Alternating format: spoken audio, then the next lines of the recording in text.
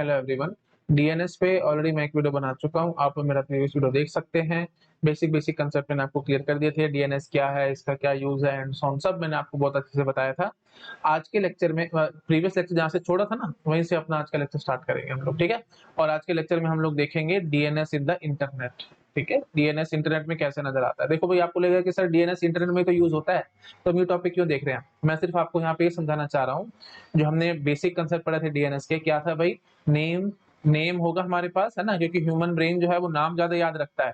उसको नंबर ज्यादा याद नहीं रहते, नाम ज्यादा याद रहते हैं। तो नेम से यू कैन से नंबर की मैपिंग, है ना। नेम वही बात है, डोमेन नेम, और नंबर क्या है, वही आईपी एड्रेस है ना। तो डोमेन नेम से हम लोग आईपी एड्रेस की मैपिंग करते हैं, ये इसके लिए डीएनएस का यूज हो रहा था। और इंटरनेट में हम इस चीज को इंप्लीमेंट कैसे करेंगे, वो मैं अब आपको इस टॉपिक में दिखाने वाला हूँ, ठीक है जी। तो देखो भाई, इन the internet the domain name space, याद है ना आपको, डोमेन नेम स्पेस क्या था भाई, एक ट्री था, है ना, जिसके अंदर 128 लेवल्स हो सकते हैं एंड सो ऑन। आपको याद आ रहा होगा, मैंने प्रीवियस लेक्चर में आपको पूरा समझाया था डोमेन नेम स्पेस। अगर याद नहीं आ रहा तो प्लीज मेरा प्रीवियस लेक्चर देखो, स्लाइड में आपको दिखा देता हूँ वैसे थोड़ा सा, ठीक है, आपको याद आ जाएगा। ये देखो भाई, है ना, ये था ना डोमेन नेम स्पेस, ठीक है, याद आ रहा है। पूरा ट्री मैंने आपको बना करके दिखाया था, इनको हमने बोला था टॉप लेवल डोमेन है एंड सो ऑन, याद आ गया होगा आपको, ठीक है जी। ओके जी, हाँ जी। तो हम क्या कह रहे थे, इन the internet the domain name space that is a tree is divided into 3 different sections, ठीक है। 3 डिफरेंट सेक्शंस है हमारे पास। फर्स्ट है जी जेनेरिक डोमेन, सेकंड है कंट्री डोमेन, और थर्ड है जी इनवर्स डोमेन, ठीक है। नेक्स्ट स्लाइड पे आता हूँ, दिखाता हूँ, ये सब हट जाएगा भाई, प्लीज नोट डाउन कर लो आराम से, ठीक है।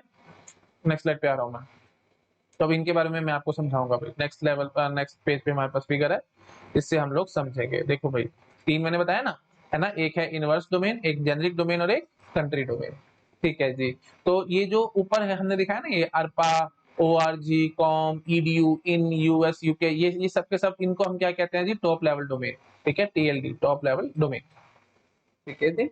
इनको क्या कहा जाता है, टॉप लेवल डोमेन कहा जाता है, ठीक है जी। तो हमने क्या किया है, ऐसे समझ लो आप रफली, जो हमारा डीएनएस ट्री था ना, हमने उसके 3 टुकड़े कर दिया, ठीक है, 3। तो पहला टुकड़ा है जी अरपा, दूसरा टुकड़ा है जी ऑर्ग, ORG, कॉम, EDU, और तीसरा टुकड़ा है जी इन, US, UK and so on. तो पहले टुकड़े का नाम क्या है जी, इनवर्स डोमेन, दूसरे का नाम है जी जेनेरिक डोमेन, तीसरे का नाम है जी कंट्री डोमेन। समझ गए ना, ट्री था हमारे पास, सिंपल बात है भाई। ये जो ट्री है, इस ट्री के मैंने 3 टुकड़े कर दिए हैं, एक टुकड़ा, ये दूसरा टुकड़ा, और ये तीसरा टुकड़ा, ठीक है। पहले टुकड़े का नाम है इनवर्स डोमेन, दूसरे का जेनेरिक, और तीसरे का कंट्री डोमेन। आई थिंक क्लियर हो गया होगा, ठीक है जी। तो ये जो है ना, ये मैंने आपको बता ही दिया, अरपा और कॉम, इनको हम लोग टॉप लेवल डोमेन कहते हैं, ठीक है जी। अब हम देखेंगे जेनेरिक डोमेन्स क्या है, ठीक है, जेनेरिक डोमेन्स क्या है ये हम देखेंगे। देखो भाई, the generic domain define registered host according to their generic behaviour, ठीक है। जैसे कमर्शियल ऑर्गेनाइजेशन है, ये जेनेरिक डोमेन है ना, तो कमर्शियल ऑर्गेनाइजेशन है तो उसको क्या मिल जाएगा, .com, है ना। नॉन प्रॉफिटेबल ऑर्गेनाइजेशन है तो उसको क्या मिल जाएगा, ORG, है ना। ऐसे कोई एजुकेशनल इंस्टीट्यूशन है तो उसको EDU मिल जाएगा एंड सो, ठीक है। तो ये हमने लिखा है, generic domain define registered host according to their generic behaviour. The first level in the generic domain section allows 14 possible labels, ठीक है। ये ऐसे जो है ना, और कॉम, EDU, ये टोटल ऐसे कितने हैं, ये 14 है जी, ठीक है। इन सबका नाम ऑब्वियसली आपको याद करने की जरूरत नहीं है, just for the sake of reference मैंने टेबल बना करके दिखा रखी है। मैं नेक्स्ट स्लाइड पे आपको दिखा देता हूँ, नोट डाउन कर लो, सारा हट जाएगा ये सारा, ठीक है। नोट डाउन करो आराम से, कर लिया, ठीक है जी। तो ये देख लो भाई, ये हमने बना करके दिखा रखा है। एरो लेबल, अगर एरो है तो ये एयरलाइंस के लिए होगा, बिजनेस और फर्म्स के लिए होगा, कॉम कमर्शियल ऑर्गेनाइजेशन है ना। ये 2-4 आपको बस पता होने चाहिए फॉर द रेफरेंस। कॉम होना, EDU क्या है भाई, एजुकेशनल इंस्टीट्यूशंस के लिए है, GOV क्या है जी, गवर्नमेंट इंस्टीट्यूशंस के लिए है, इन्फो क्या है जी, इंफॉर्मेशन सर्विस प्रोवाइडर, है ना, एंड सो ऑन। प्लीज इतना याद रखने की जरूरत नहीं। ORG देख लो, नॉन प्रॉफिटेबल ऑर्गेनाइजेशन। नेट देख लो भाई, है ना, network support centre and so on, ठीक है। तो थिंक समझ गए होगा, ये टोटल 14 है, क्लियर हो गया, ठीक है ना। हाँ जी। तो these label describe the organization types at as listed in the table below, ठीक है, ये टेबल आप देख सकते हो, क्लियर हो गया। तो पहला हमने पढ़ लिया टुकड़ा, पहला टुकड़ा क्या था जी, जेनेरिक डोमेन का। नेक्स्ट टुकड़े पे आ रहे हैं, नोट डाउन कर लो, कर लिया, ठीक है जी। तो नेक्स्ट है जी country specific domain. Country specific domain क्या है, ये जैसे हमने ये दो दो नाम, दो दो कैरेक्टर के, जैसे .in इंडिया के लिए हो जाएगा, है ना, .US USA के लिए हो जाएगा एंड सो ऑन। तो यही हमने लिखा हुआ है, देखो आराम से, the country domain, the country domain section uses 2 character country abbreviation, example in for India, US for United States. Second label can be organizational, or they can be more specific, national, national designations, ठीक है, ये कुछ नहीं है भाई, है ना। पहले लेवल पे आप कंट्री डोमेन में, फर्स्ट लेवल पे तो ये 2 कैरेक्टर का दे दोगे, in US and so on, है ना। दूसरे पे ऑर्गेनाइजेशन के लिए दे सकते हो, जैसे google.in, है ना, जैसे google.us, जैसे अमेज़न आपने देखा होगा, amazon.in, www.amazon.in, ये फेमस है ना, आपने शायद देखा होगा। जब आप यू कैन से अमेज़न साइट खोलते हो तो amazon.in, तो ये मतलब इंडिया के लिए है ना। ऐसे amazon.us लिखोगे तो वो यूएस के लिए हो जाएगी। वैसे amazon.com है, amazon.com होते तो वो जनरली वो यूएस की है एंड सो ऑन। थोड़ा-थोड़ा आपको पता लग रहा होगा, तो ये बस वही बता रहा है कि सेकंड लेवल ऑर्गेनाइजेशनल हो सकता है, ठीक है। The United States for example uses state abbreviation as a subdivision of US, ठीक है, जैसे ca.us for California state in US, ठीक है ना। तो आगे स्टेट्स के लिए भी बात कर सकते हो आप, जैसे यूएस हो गया, और टॉप लेवल पे यूएस हो गया, उसके नीचे आप सीए रख सकते हो, CA for California and so on, ठीक है। Okay, yet another example can be the address at www.amazon.in can be translated to organizational Amazon in India। I think आप लोग समझ गए होंगे ना, और ऑर्गेनाइजेशन अमेजोन है इंडिया में, तो उसके लिए हमने लिखा हुआ है www.amazon.in। आई थिंक क्लियर होगा, कुछ नहीं है, सब फालतू की बातें हैं, थोड़ा थोड़ा आपको आइडिया होना चाहिए बस। कंट्री डोमेन क्लियर हो गया। उसके बाद है जी इनवर्स डोमेन, ये इंपॉर्टेंट है, ठीक है। इनवर्स डोमेन क्या है, तो आप 3 समझ गए हो ना भाई। एक है सबसे पहला organize country country domain, inverse domain, और ये, है ना, तीन तीन समझ गए ना, जेनेरिक डोमेन, कंट्री डोमेन और इनवर्स डोमेन। जेनेरिक डोमेन वो यू कैन से कंपनी का नेचर के हिसाब से, जैसे .com, .org and so on. Country domain ये भी हमारे को क्लियर हो गया, .in, .us and so on. और इनवर्स डोमेन ये मैं अब आपको समझा रहा हूँ, ठीक है। क्लियर हो रहा है सबको, आई थिंक सो, ठीक है जी। तो इनवर्स डोमेन देखो, एक्चुअली कई बार क्या होता है, नाम से समझ में आ रहा होगा, इनवर्स डोमेन मतलब उल्टा काम करना। उल्टा काम करना मतलब आपके पास नंबर है और नंबर के कॉरस्पॉन्डिंग आपको नाम निकालना है, समझ रहे हो ना। जनरली डीएनएस का क्या काम है भाई, डीएनएस का काम है नेम को नंबर से मैप करना। नेम होगा जी डोमेन नेम, और नंबर क्या होगा जी, आईपी एड्रेस होगा, है ना। तो अब हम क्या चाहते हैं जी, आईपी एड्रेस को मैप करना चाहते हैं पर्टिकुलर नेम से, तो वो काम किसका होता है, इनवर्स डोमेन का होता है, ठीक है। इसकी जरूरत कहाँ पड़ती है, जैसे सपोज कर लो कोई सर्वर है हमारे पास, ठीक है, वी हैव अ सर्वर, और ये सर्वर वही बात है, क्लाइंट्स की रिक्वेस्ट को फुलफिल करता है, बट ये गिनी चुने क्लाइंट की रिक्वेस्ट को फुलफिल करेगा, सब क्लाइंट्स की रिक्वेस्ट को फुलफिल नहीं करेगा। तो डायरेक्टली इनडायरेक्टली ये सर्वर थोड़ा सा मतलब ऐसा है जिसके पास बहुत ऑथेंटिक इन्फॉर्मेशन है, यू कैन से बहुत यू कैन से इंपॉर्टेंट इन्फॉर्मेशन है ना, मतलब जिसको हम लोग नॉर्मली लोगों के साथ शेयर नहीं कर सकते, तो इसके पास बहुत प्राइवेट इन्फॉर्मेशन है, ठीक है।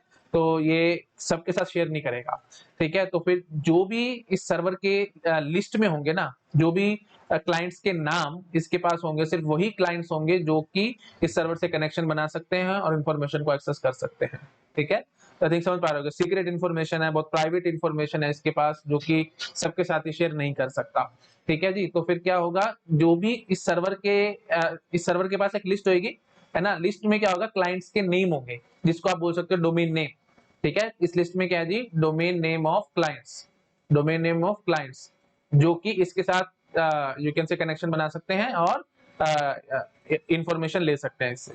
अब जब भी कोई रिक्वेस्ट पैकेट करेगा, कोई क्लाइंट रिक्वेस्ट पैकेट करेगा, तो उसमें तो उसका आईपी एड्रेस आएगा, लेकिन सर्वर के पास तो डोमेन नेम है।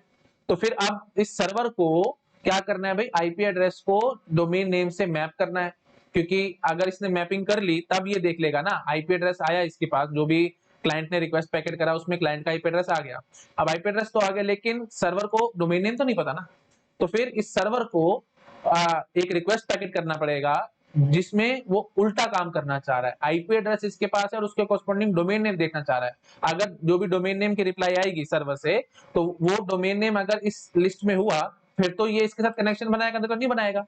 समझ पा रहे हो। तो ये जो सर्वर है, ये सर्वर क्या करेगा, ये सर्वर अपने डीएनएस क्लाइंट को रिक्वेस्ट करेगा। समझ पा रहे हो कि नहीं, सर्वर डीएनएस क्लाइंट को रिक्वेस्ट करेगा कि मेरे को ये बताओ भाई, आईपी एड्रेस है मेरे पास, इसके कॉरस्पॉन्डिंग डोमेन नेम बताओ भाई, ठीक है। तो फिर डीएनएस क्लाइंट आगे रिक्वेस्ट करेगा एंड सो ऑन, तो इसके डीएनएस क्लाइंट मतलब घुमा फिरा करके इन्फॉर्मेशन लेके आएगा। अभी सारा मैं आपको आगे वर्किंग में समझाऊंगा, डीएनएस कैसे वर्क करता है एंड सो ऑन, उसमें आपको क्लियर हो जाएगा।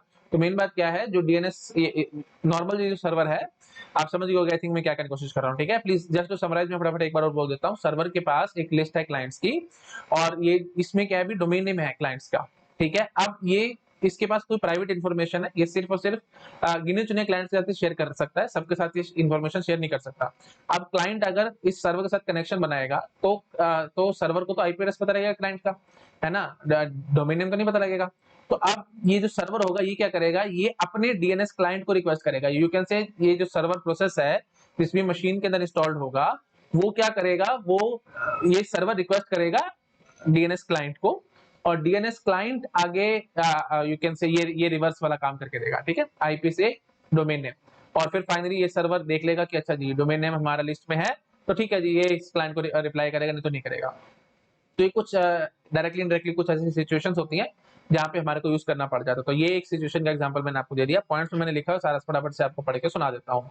देखो भाई, इनवर्स डोमेन क्या है जी, the inverse domain is used to map an address to a name, ठीक है, आईपी एड्रेस को नेम से मैप करने का काम आता है। दिस में happen for example when a server has received a request from a client to do a task, although the server has a file that contains a list of authorized client, only the IP address of the client extracted from the received IP address is listed, ठीक है जी। The server asks the resolver to send a query, resolver मतलब समझ गए भाई वही DNS client जो मैं अभी आपको बता रहा था ना, resolver to send a query to DNS server to map an address to the name to determine if the client is on the authorized list, ठीक है जी।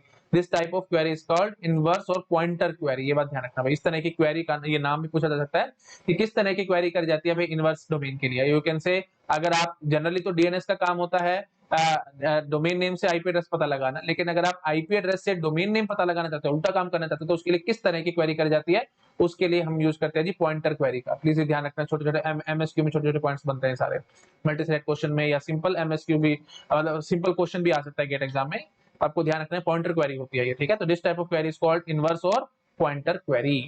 क्लियर हो गया, चलो सब कुछ नोट डाउन करो, नेक्स्ट स्लाइड पे मैं जंप करूंगा, इसको सारा ये सब हट जाएगा, ध्यान से नोट डाउन कर लो। कर लिया, ठीक है जी। अब देखो भाई आगे, हाँ जी, now to handle a pointer query we have only one top level first level domain called ARPA, ठीक है। तो ये देख लो भाई, ये दिखा देता हूँ मैं आपको, ये सिर्फ एक ही है टॉप लेवल डोमेन जिसको हम अरपा कह रहे हैं, ठीक है। इनवर्स डोमेन के लिए सिर्फ एक है, ठीक है, जेनेरिक डोमेन के लिए 14 है। आई थिंक समझ में आ गया होगा, ठीक है चलो आगे बढ़ो। हाँ जी, तो we have only one top level domain called ARPA, ठीक है जी। It was first domain in DNS originally, it was called advance research project agency. ARPA ये जब शुरू शुरू में इंटरनेट डेवलप हुआ था तो उसका नाम अरपानेट था ना, तो वही है ये।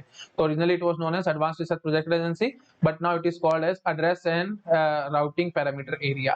प्लीज ध्यान रखना, ठीक है। अरपा की फुल फॉर्म अब आपको क्या बोलनी है, address and routing parameter area, ठीक है। पहले इसको एडवांस रिसर्च प्रोजेक्ट एजेंसी कहते थे, अरपानेट जब इंटरनेट डेवलप हुआ था, आई थिंक आपको पता होगा।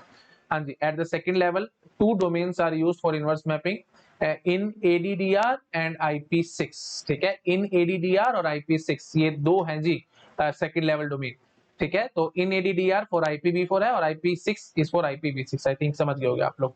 मैं ये कहना चाहता हूँ डायरेक्टली इनडायरेक्टली, ये देखो भाई इन्होंने भी डायग्राम में भी आपको दो ही बना करके दिए ना, ये देखो ये दो बना करके दिए। तो यहाँ पे है जी इन एडीडीआर और यहाँ पे है जी IP6, ठीक है। इन एडीडीआर IPv4 की मैपिंग के लिए यूज हो रहा है और IP6 IPv6 के लिए हो रहा है। आई थिंक समझ गए होंगे आप लोग, ठीक है। चलो इसको भी नोट डाउन कर लो, सब हट जाएगा, प्लीज ध्यान से नोट डाउन कर लो, ठीक है। चलो जी, अब मैं आगे बढ़ता हूँ, अपने पॉइंट पे आता हूँ वापस। I think inverse mapping clear होगी। ये छोटे छोटे क्वेश्चन बनते हैं। अभी इनवर्स मैपिंग के लिए कौन सी क्वेरी यूज कर जाती है, पॉइंटर क्वेरी यूज कर जाती है, ठीक है। इनवर्स मैपिंग के लिए टॉप लेवल डोमेन का नाम क्या है जी, अरपा है, और अरपा की फुल फॉर्म क्या है जी, address and routing parameter area, ठीक है। क्लियर हो गया होगा। प्लीज अगर आप थोड़ा अगर आपको बोरियत महसूस हो रही है, कुछ भी हो रहा है, प्लीज थोड़ा सा पेशेंस रखो भाई। मैं आपको बहुत बार बता रहा हूँ, एमएसक्यूज आएंगे डीएनएस में से और आप फंस जाओगे। जो एक्चुअली एप्लीकेशन ले रहे हैं ना वो बहुत थियोरेटिकल है, ठीक है। सारे थ्योरी और वो सब पढ़ाना तो इम्पॉसिबल है, इसलिए जितना बता रहा हूँ मैं that is more than sufficient, और बुक रीड करवा रहा हूँ ताकि आपके मन में एकदम क्रिस्टल क्लियर हो जाए सारी बातें, ठीक है। कोई डाउट ना रह जाए, प्लीज पेशेंस रखो और साथ साथ पढ़ते रहो मेरे। आगे बढ़ते हैं भाई हम लोग। नहीं तो मैं चाहूँ तो समरी बना करके 10 से 15 मिनट में डीएनएस पूरा टॉपिक कंप्लीट करा सकता हूँ, बट मैं ऐसे नहीं चल रहा है ना, क्योंकि चीजें फिर आपको क्लियर नहीं होंगी। चलो जी आगे बढ़ते हैं, distribution of the name space, ठीक है। ये नेम स्पेस है, हम इसको हमने कैसे ऑर्गेनाइज किया हुआ है वो मैं अब आपको दिखाने वाला हूँ, है ना। हाँ जी, तो it means that how this huge amount of information is distributed over servers, ठीक है। जो इतनी सारी इंफॉर्मेशन है, नेम और आईपी एड्रेस, ये जो यू कैन से मैपिंग करवानी है, बहुत बड़ा है ना, क्योंकि बहुत सारे डोमेन नेम्स हैं एंड सो ऑन। ये सारी इंफॉर्मेशन हम लोग डिस्ट्रीब्यूट कैसे कर रहे हैं वो मैं अब आपको दिखाने वाला हूं। वैसे मैंने आपको प्रीवियस लेक्चर, जब फर्स्ट लेक्चर बना था मैंने डीएनएस में, मैंने आपको बताया था डिस्ट्रीब्यूटेड डेटाबेस यहाँ पे यूज होता है, है ना, एक ही इंफॉर्मेशन को हम लोग अलग अलग कंप्यूटर पे इंस्टॉल करके स्टोर करके रखते हैं, है ना, और उसके टुकड़े कर रखे हैं हमने और अलग अलग जगह पे डाल रखा है, सब मैंने आपको प्रीवियस लेक्चर में बताया था, आपको याद आ रहा होगा। तो वही चीज हमने लिखी है कि it means how this huge amount of information is distributed over servers. तो part of the tree managed by server is called zone. मैंने आपको बताया था ना, पूरा ट्री एक जगह पे स्टोर नहीं हो सकता भाई, है ना, सेंट्रलाइज्ड अप्रोच हो जाएगी वो, और उसका बहुत ज्यादा नुकसान होगा, क्योंकि अगर वही हमारी नोड फेल होगी या वही कंप्यूटर हमारा फेल होगा तो सारी इंफॉर्मेशन चली जाएगी और पूरा पूरा इंटरनेट बैठ जाएगा। तो सेंट्रलाइज्ड अप्रोच हम यूज करने वाले, हम डिस्ट्रीब्यूटेड अप्रोच यूज करने वाले हैं। और डिस्ट्रीब्यूटेड अप्रोच में हमारे को क्या ध्यान रखना है, पूरा का पूरा ट्री, है ना, याद है ना भाई, domain name space tree, DNS tree, है ना, पूरा का पूरा ट्री ये एक जगह पे थोड़ी इंस्टॉल करके रखेंगे, ठीक है। तो वही बात है, हमने इसके टुकड़े करके रखे हुए हैं। तो जितना भी टुकड़ा एक सर्वर पे हम इंस्टॉल करते हैं, हम उसको जोन बोल देते हैं। जैसे ये एक जोन हो सकता है, ठीक है। तो रफली मैं बोल रहा हूँ, बहुत ज्यादा डीप में नहीं जा रहा हूँ, थोड़ा थोड़ा आपको बताता चला जा रहा हूँ। तो part of a tree managed by server is called zone and it is always continuous part of a tree. ये ध्यान रखना भाई, ये कंटिन्यूअस होता है, ऐसे नहीं कि एक नोड यहाँ से, एक नोड यहाँ से, एक नोड यहाँ से, इससे ऐसे इन्फॉर्मेशन रख लेना। पूरा का पूरा, यू कैन से थोड़ा अच्छा बोल दो सब ट्री।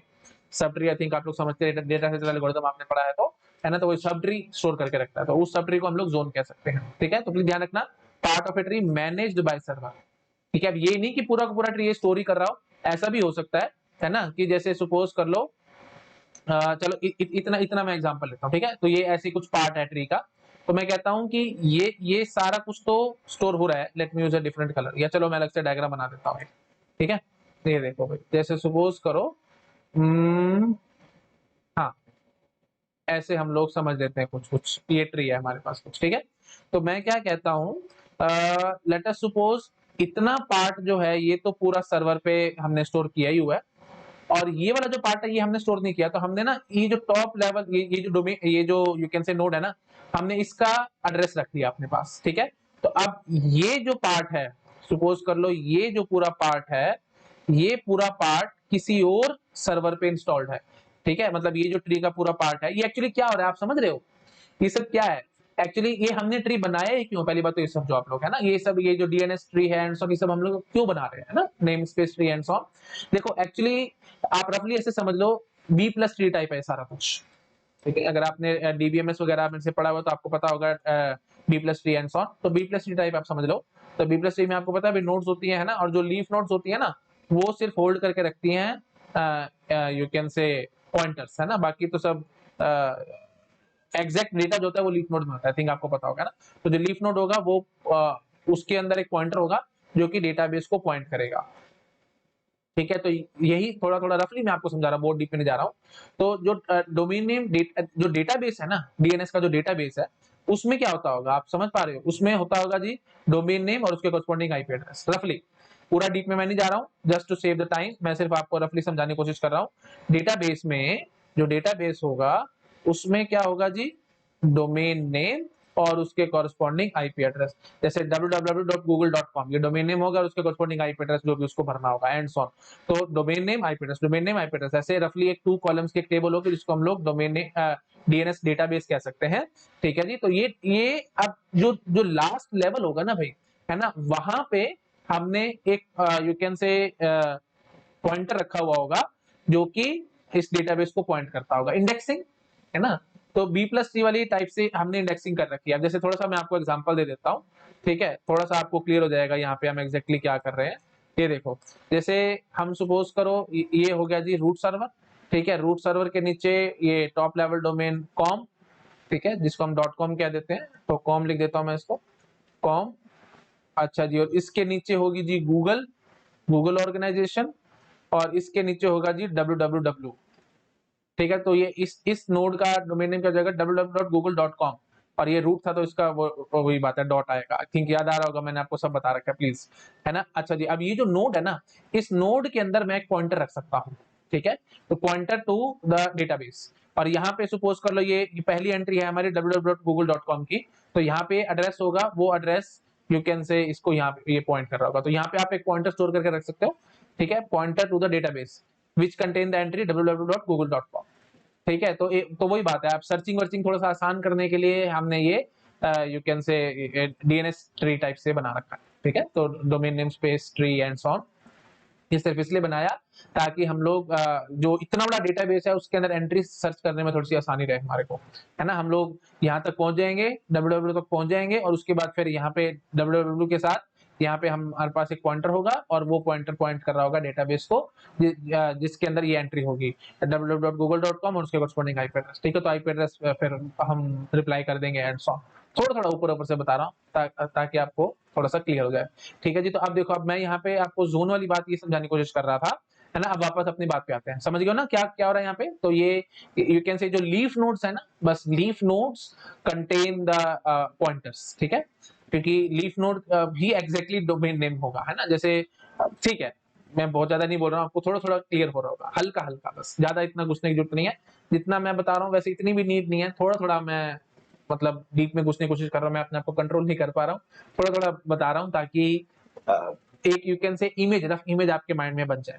ठीक है जी, अच्छा जी, तो अब मैं क्या मेन समझाने की कोशिश कर रहा था, जैसे देखो ये एक पार्ट है, यू कैन से दिस इज द पार्ट जो कि एक सर्वर पे हमने स्टोर करके रखा हुआ है, ठीक है। और ये फिर ये जो सर्वर होगा ना, है ना, ये क्या करेगा, ये सिर्फ इस नोड का मतलब यू कैन से ये जो है, अच्छा चलो ऐसे समझो, ये जो ब्लू वाला है ये एक सर्वर पे इंस्टॉल्ड है और जो ब्लैक वाला है ये हमने किसी दूसरे सर्वर पे इंस्टॉल करके रखा हुआ है। ठीक है जी, तो अब ये जो ब्लू वाला पार्ट है, ये जो जोन होता है, मैंने आपको बोला था ना कि ये हमेशा continuous part of a tree होता है, तो आप ऐसे समझ सकते हो कि ये जो ब्लू वाला पार्ट है, इसमें ये जो ब्लैक वाला पार्ट जहां से शुरू हो रहा है ना, जहां से शुरू हो रहा है उसकी इंफॉर्मेशन भी हम लोग रखेंगे। बात समझ रहे हो। तो ये जो नोड है, जैसे हम सपोज कर लेते हैं ये नोड की कुछ भी वैल्यू हो सकती है, ये जो भी एक्स वाई जेड एक्स है, चलो ठीक है। तो जो यू कैन से जो डेटाबेस इसके पास होगा ना, ब्लू वाला के पास जो डेटाबेस होगा, उसमें इन नोड्स की तो एंट्री होगी होगी, साथ में एक्स की एंट्री होगी। तो एक्स के आगे एक हमने आईपी एड्रेस रखा हुआ होगा और वो आईपी एड्रेस किसका होगा, वो आईपी एड्रेस किसी यू कैन से किसी कंप्यूटर को नहीं बता रहा होगा, वो बता रहा होगा एक डीएनएस सर्वर को जिसका जोन ये ब्लैक वाला है। बात समझ रहे हो। तो यहाँ पे ये देखो, ये जो डीएनएस डेटाबेस था ना, इसके अंदर हम ऐसे रफली मैं आपको समझा रहा हूँ, एक एंट्री हम एक्स करके रखेंगे और एक्स के कॉरस्पॉन्डिंग जो आईपी एड्रेस होगा, ये आईपी एड्रेस एक सर्वर का आईपी एड्रेस होगा जिसका जोन ये एक्स है। ठीक है, मतलब ये पूरा ब्लैक वाला पार्ट है। क्लियर होगा, थोड़ा थोड़ा मैंने आपको बता दिया। ठीक है जी, ओके जी, तो बस इस तरह से हम लोग थोड़ा सा चीजों को मैनेज करके रख रहे हैं। ठीक है, तो part of a tree manage by server है ना, तो इसलिए मैंने बोला था मैनेज बाय सर्वर, मतलब जोन जो है ये पूरा का पूरा स्टोर नहीं हो रहा है एक सर्वर पे, ये मैनेज हो रहा है। तो डायरेक्टली इनडायरेक्टली ये जो ब्लू वाला सर्वर है जिसके पास ये जो ये डीएनएस ट्री का पार्ट जिसने स्टोर करके रखा हुआ था, उसके पास एक्स के बारे में भी तो इन्फॉर्मेशन है ना भाई। अगर इसने एक्स के बारे में इन्फॉर्मेशन नहीं रखी तो आप इस पार्ट तक पहुंचोगे कैसे, समझ रहे हो, लिंकिंग कैसे करोगे कि पूरा ट्री कैसे बनेगा वापस, समझ रहे हो ना। तो इसलिए फिर ये मतलब एक्स की इंफॉर्मेशन रख लेगा और ये जो इंफॉर्मेशन है, ये बाकी नोड्स की इंफॉर्मेशन वो सारी की सारी ब्लैक वाले दूसरे सर्वर पे हमने रखा हुआ है। तो जस्ट लाइक दिस ना, मतलब वही बात है। अभी आप जैसे आप इंडिया में बैठे हो और आप लंदन जाने का प्लान कर रहे हो, तो अभी सिर्फ आप ये सोचोगे कि लंदन तक पहुंचे किसी तरीके से, पहुंचने के बाद फिर आगे जाके वहां ढूंढोगे ना कि कहाँ कहाँ सिटीज घूमनी है, कहाँ कहाँ क्या क्या करना है एंड सो।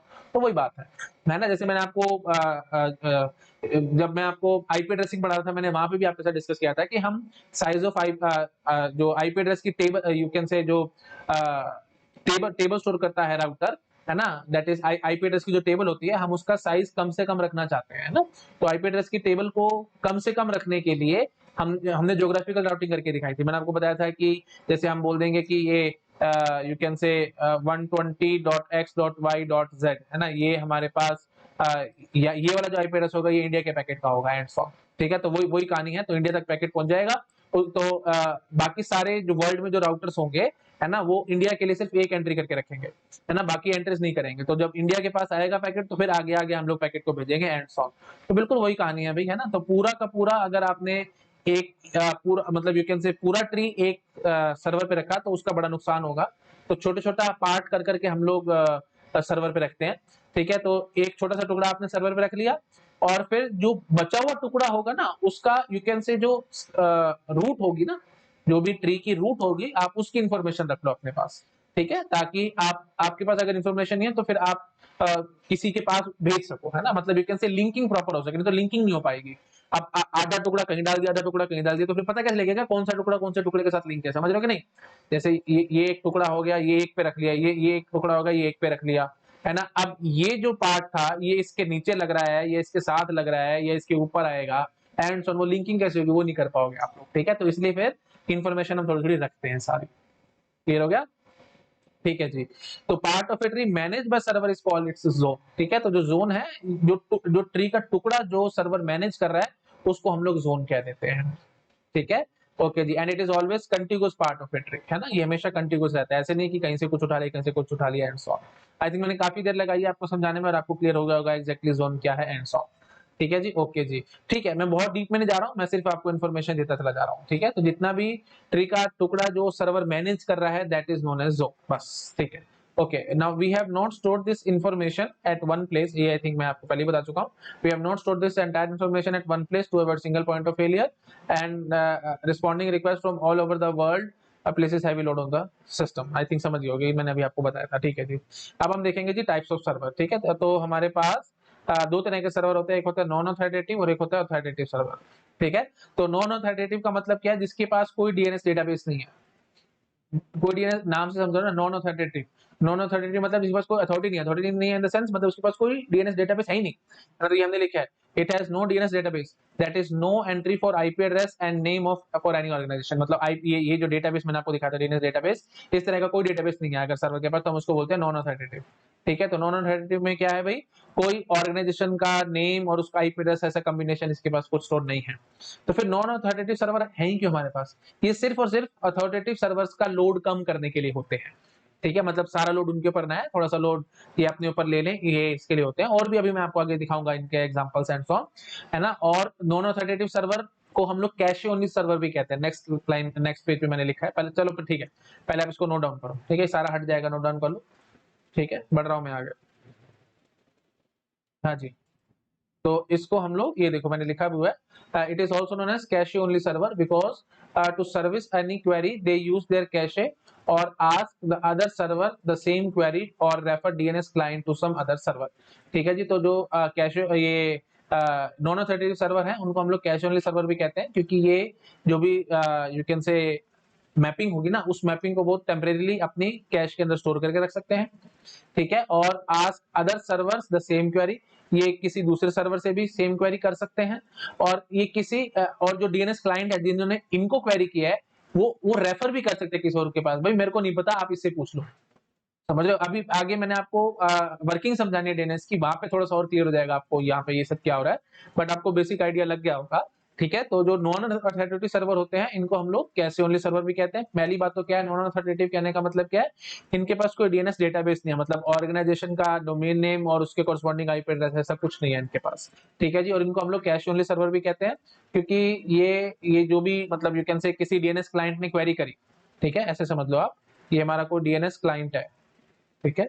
डीएनएस क्लाइंट ने क्वेरी करी किसी सर्वर को और वो नॉन ऑथोरिटेटिव सर्वर निकला, तो ये क्या कर सकता है भाई? डीएनएस सर्वर ये अपने कैश में भी देख सकता है, ठीक है? अगर उसके पास मैपिंग होगी तो ये इसके पास फॉरवर्ड कर देगा, ओके? और अगर इसके पास मैपिंग नहीं होगी तो ये क्या कर सकता है? किसी और से पूछ करके भी आपको दे सकता है, ये इन्होंने बोला है, because to service any query they uses their cache और आस्क अदर सर्वर, ठीक है? तो ये सर्वर जो है, ये नॉन ऑथोरिटेटिव सर्वर है, तो ये किसी और सर्वर से पूछ के आपको रिप्लाई कर सकता है। मतलब ये कहेगा मेरे को तो नहीं पता, तो ये क्या कहेगा? पहले मैं अपनी कैशे में देखता हूँ क्या मेरे पास है, मतलब जो आपने क्वेरी करी है, डीएनएस क्लाइंट ने जो क्वेरी करी है वो क्या मेरे पास है, मतलब मेरे पास आंसर है इसका, है तो सीधा आपको रिप्लाई कर देगा, नहीं तो किसी और से पूछ के बता देगा। तो मतलब असिस्टेंट समझ लो, ये एज असिस्टेंट, ठीक है? और नहीं तो ये आपको कहेगा कि मेरे को नहीं पता भाई, मैं आपको रेफर कर रहा हूँ, आप किसी और से जाके पूछ लो।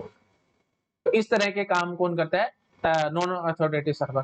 तो नॉन अथॉरिटेटिव सर्वर तीन तरीके से काम करता है। पहला काम, या तो ये अपनी कैश में से देख करके आपको सीधा बता देगा, या फिर किसी और से पूछ करके बता देगा, या फिर आपको किसी और के पास रेफर कर देगा। Assistant is just like assistant, assistant यही काम करते हैं भाई, या तो खुद बता देगा, मतलब अपने पास देख करके बता देगा, या फिर किसी और से पूछ के बता देगा, तो कहेगा मेरे को नहीं पता, आप किसी और से पूछ लो। इस तरह से काम चलता है, ठीक है? तो इसको हम लोग क्या कहते हैं? Non authoritative server. अच्छा जी, अब हम लोग नॉन अथॉरिटेटिव सर्वर का एग्जांपल देखेंगे, ठीक है? नॉन अथॉरिटेटिव सर्वर का एग्जांपल है जी रूट सर्वर, ठीक है? रूट सर्वर ये बहुत इंपॉर्टेंट है ना, इस पे छोटे छोटे क्वेश्चन बनते हैं। रूट सर्वर एक ऐसा सर्वर होता है जिसका जोन जो है ना वो पूरा डीएनएस ट्री है, इसका जोन पूरा डीएनएस ट्री, मतलब डायरेक्टली इनडायरेक्टली ये पूरे डीएनएस ट्री को मैनेज कर रहा है। जोन मतलब मैंने आपको बताया था, ऐसा नहीं होता कि पूरा का पूरा स्टोर कर रहा है, स्टोर मतलब नहीं है, यहाँ पे मतलब है मैनेज से, है ना। तो ये जो रूट सर्वर होते हैं ना, ये पूरा का पूरा DNS tree directly indirectly manage करते हैं, ठीक है। और एक्चुअली ये कुछ एंट्री करके नहीं बैठे हैं, मतलब ऑर्गेनाइजेशन का नाम और आईपी एड्रेस ऐसे कुछ इनके पास एंट्री नहीं होती। ये जो टॉप लेवल डोमेन है ना, मतलब जिन भी डीएनएस सर्वर का जोन पूरा का पूरा टॉप लेवल डोमेन होगा, उसका इंफॉर्मेशन ये रखता है, ठीक है। ये हमने लिखा है कि example is root server, actually it does not store any information about domain but it store IP address of different server whose zone is top level domain, ठीक है। तो ऐसे सर्वर का आईपी एड्रेस स्टोर करके रखता है जिनका zone पूरा का पूरा एक टॉप लेवल डोमेन है, जैसे पूरा .com है ना। ये समझ पा रहे हो कि नहीं, मतलब जिस भी सर्वर का डोमेन ये पूरा .com हुआ, ये पूरा का पूरा org हुआ, या पूरा पूरा edu हुआ, है ना, इनका एड्रेस स्टोर करके रखता है। मतलब ये जो पूरा टॉप लेवल डोमेन है, ठीक है, इनके एड्रेसेस मतलब ऐसे सर्वर्स जिनका जोन ये पूरे टॉप लेवल डोमेन्स हैं, ठीक है, उनका आईपी एड्रेस ये रूट सर्वर रखता है, ठीक है। तो रूट सर्वर क्या रख रहा है अपने पास, ऐसे ऐसे डीएनएस सर्वर्स का आईपी एड्रेस रख रहा है जिनका जोन एक टॉप लेवल डोमेन है। बस इतना आप याद रख लो, ठीक है। आई थिंक क्लियर हो गया होगा सबको। चलो भाई आगे बढ़ते हैं अब हम लोग।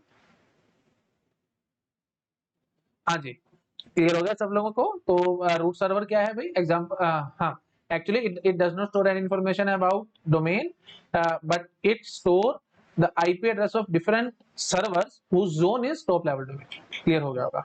Okay, there are several root server in the internet and all store same redundant information, ठीक है। बहुत सारे हमारे पास रूट सर्वर है, अदर कितने हैं इतना डिटेल में जाने की जरूरत नहीं है, रफली मैं आपको बता रहा हूँ। टोटल 13 रूट सर्वर्स हैं पूरे वर्ल्ड में, बहुत कम है हाँ, बट इतने ही है, ठीक है। और इंडिया बहुत बड़ा, यू कैन से इंडिया में बहुत ज्यादा यूजर्स है इंटरनेट के, बट इंडिया के पास कोई रूट सर्वर नहीं है, ठीक है। तो जो हमारे नियरेस्ट रूट सर्वर है वो टोक्यो में है, जापान में, ठीक है। ओके जी। तो now there are several root servers in the internet and all store same redundant information, ठीक है। तो बहुत सारे हैं और सारे के सारे ये सेम रिडंडेंट इंफॉर्मेशन रख रहे हैं। और क्या इंफॉर्मेशन है भाई, IP address of those servers जिनका जोन टॉप लेवल डोमेन है, ठीक है। ओके जी। उसके बाद आता है जी दूसरे हैं जी अथॉरिटेटिव। और clearly root server non authoritative है, क्यों, क्योंकि इसके पास कोई you can say DNS database तो है नहीं, है ना। ऑर्गेनाइजेशन का नाम और उसका आईपी एड्रेस ऐसा तो कुछ है ही नहीं इसके पास, है ना। ये तो बिल्कुल ऊपर ऊपर वाला काम कर रहा है। मतलब रूट सर्वर के पास आईपी एड्रेसेस हैं किनके, ऐसे डीएनएस सर्वर के जिनका डोमेन, जिनका जोन टॉप लेवल डोमेन है, ठीक है। तो इसलिए फिर मैंने इसका बोल दिया कि इसका जोन पूरा इंटरनेट पूरा डीएनएस ट्री है ना, क्योंकि ये पूरे के पूरे डीएनएस ट्री को मैनेज करेगा। क्योंकि टॉप लेवल डोमेन जो भी टॉप लेवल डोमेन हैं, ये यू कैन से जिनका जोन टॉप लेवल डोमेन है, ठीक है, उन सब सर्वर्स का आईपी एड्रेस इसके पास है। तो डायरेक्टली इनडायरेक्टली ये सारे टॉप लेवल डोमेन्स को मैनेज कर रहा है। और टॉप लेवल डोमेन के नीचे से ही तो हमारा पूरा ट्री शुरू हो रहा है ना भाई। तो डायरेक्टली इनडायरेक्टली ये पूरा डीएनएस ट्री को मैनेज कर रहा है, इसलिए हम इसको बोल देते हैं इसका जोन पूरा डीएनएस ट्री है। आई थिंक क्लियर हो गया होगा, ठीक है। चलो भाई, authoritative server it has DNS database and it is of two type, ठीक है। समझ पा रहे होगा, ऑथोरिटेटिव मतलब जिसके पास डीएनएस डेटाबेस होगा, ठीक है। और ये दो टाइप का होता है, एक होता है प्राइमरी और एक होता है सेकेंडरी, ठीक है। प्राइमरी क्या है भाई, नाम से समझो, ये जोन की क्रिएशन करना, ठीक है। मतलब जो भी डेटाबेस होगा उसकी क्रिएशन करना, उसमें एंट्रीज डालना, डिलीट करना, एडिट करना, सारा कुछ ये काम करेंगे। तो ये प्राइमरी होता है, ठीक है। तो primary it store a file for a zone for which it is responsible, ठीक है। तो ये एक फाइल शुरू करता है जिसको हम जोन फाइल कहते हैं, इसको हम लोग बोलते हैं जी जोन फाइल, ठीक है। तो ये जोन फाइल को स्टोर करेगा, है ना। तो ये देखो लिखा हुआ है हमने, it is responsible for generating, maintaining and updating this zone file, ठीक है। तो जोन फाइल को जनरेट करना, मेंटेन करना, अपडेट करना, ये सारा का सारा काम प्राइमरी का होगा। समझ पा रहे हो। तो जोन फाइल में ये यही होगा, है ना। जोन फाइल में क्या होता होगा, रफली में बोलते हुए दो कॉलम्स, वैसे तो बहुत कुछ होता है पर मैं रफली आपको बता रहा हूँ, दो कॉलम्स की टेबल होगी रफली, है ना। उसमें ऑर्गेनाइजेशन का डोमेन नेम और उसका आईपी एड्रेस, ठीक है। तो ये जो टेबल है इसको बनाना, एडिट करना, है ना, और इसमें कुछ चेंजेस करने हैं या जो भी कुछ है, इस सारा का सारा काम कौन करेगा, प्राइमरी सर्वर करेगा, ठीक है। ओके जी। सेकेंडरी, तो मैंने आपको बताया था ना भाई, एक जगह पे इन्फॉर्मेशन मत रखो, क्योंकि अगर वो फेल होगा तो सारा दिक्कत हो जाएगी। तो हमने बोला था कि मल्टीपल जगह पे इन्फॉर्मेशन को हम लोग रखते हैं, सेम रिडंडेंट इन्फॉर्मेशन को मल्टीपल सर्वर्स पे रखते हैं। याद नहीं हो तो मेरा पहला लेक्चर देखो डीएनएस पे, मैंने आपको वहां पे बताया था। और वैसे भी आप समझ ही पा रहे होगे, अगर ये प्राइमरी फेल होगा तो सारे नुकसान हो जाएगा ना भाई, है ना। तो फिर इसलिए क्या सोचा गया कि ये जो प्राइमरी की इन्फॉर्मेशन है, हम इसको मल्टीपल सेकेंडरीज पे स्टोर करके रखेंगे। तो ये हमने लिखा है कि it transfer the complete information about zone from any other server, primary और secondary, and store the file on its disk. I think clear हो रहा होगा, है ना। तो जो सेकेंडरी होता है, ये पूरी की पूरी जोन फाइल को अपने अपने पास स्टोर करके रख लेता है। और ये सेकेंडरी की जोन फाइल कहां से लेके आ सकता है, या तो किसी प्राइमरी से लाएगा या किसी और सेकेंडरी से लाएगा। ये इन्होंने लिखा हुआ है कि ये transfer the complete information about zone from any other server, primary और सेकेंडरी। या तो प्राइमरी से लाएगा या सेकेंडरी से लाएगा, and store the file on its disk. ठीक है, तो ये अपने पास ये इंफॉर्मेशन रख लेगा। और प्लीज ये बात ध्यान रखना है, it neither creates NOR updates the zone file. ना तो इसने क्रिएट करी है, ना ही उसको अपडेट कर सकता है। तो डायरेक्टली इनडायरेक्टली मैं कह सकता हूँ, जो सेकेंडरी सर्वर होते हैं उनके पास जो डेटाबेस है वो रीड ओनली है, उसको चेंज नहीं कर सकते, सिर्फ रीड कर सकते हैं। ठीक है, बट प्राइमरी रीड भी कर सकता है, राइट भी कर सकता है, जो चाहे वो कर सकता है, क्योंकि वही क्रिएटर है, उसने सारा ये क्रिएट करा था। ठीक है, और उसने अपनी कॉपी बना बना करके सेकेंडरी को दी है। तो सेकेंडरी किसी प्राइमरी से भी लेके आ सकता है या किसी दूसरे सेकेंडरी से भी लेके आ सकता है ये जोन फाइल। क्लियर हो गया होगा। चलो आगे बढ़ रहा हूं मैं अब। ठीक है, सब हट जाएगा अभी, प्लीज ध्यान से नोट डाउन कर लो। ठीक है जी, अब आगे देखो भाई। हाँ जी, now if updation is required then it can be done only by primary server, and it send the updated file to all the secondary server. Please ये बात ध्यान रखना, अगर अपडेशन करने की जरूरत पड़ती है तो सिर्फ और सिर्फ प्राइमरी ये अपडेशन कर सकता है, और it send the updated file to all the secondary servers. ठीक है, तो ये अपडेटेड फाइल सारे सारे सेकेंडरी सर्वर्स को भेज देगा। ठीक है जी, also note that we have only one primary server for zone and many secondary server for the same zone. Obvious ही बात है, अभी प्राइमरी एक ही रखना, मल्टीपल प्राइमरी रखोगे तो वही बात है, मल्टीपल क्रिएट करेंगे तो कॉन्फ्लिक्ट्स वगैरह आ सकते हैं and so on.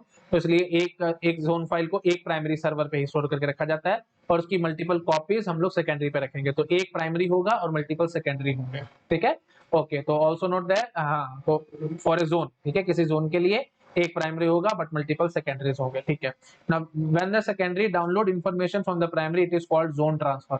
Zone transfer का मतलब क्या होता है भाई, जब सेकेंडरी सर्वर प्राइमरी सर्वर से एक जोन फाइल डाउनलोड कर रहा होता है, ठीक है, और वो फाइल ऑब्वियसली बहुत बड़ी होगी, तो उसके लिए क्या यूज किया जाएगा, टीसीपी। मैंने आपको सिंपली बता रखा है भाई, जहां छोटा डेटा ट्रांसफर होना है वहां यूडीपी, जहां बड़ा बड़ा डेटा ट्रांसफर करना है वहां टीसीपी। तो अब आपको एक बहुत इंपॉर्टेंट पॉइंट यहाँ से समझ में आया होगा, एक बहुत इंपॉर्टेंट पॉइंट है, मैं तारे बना करके लिख रहा हूँ।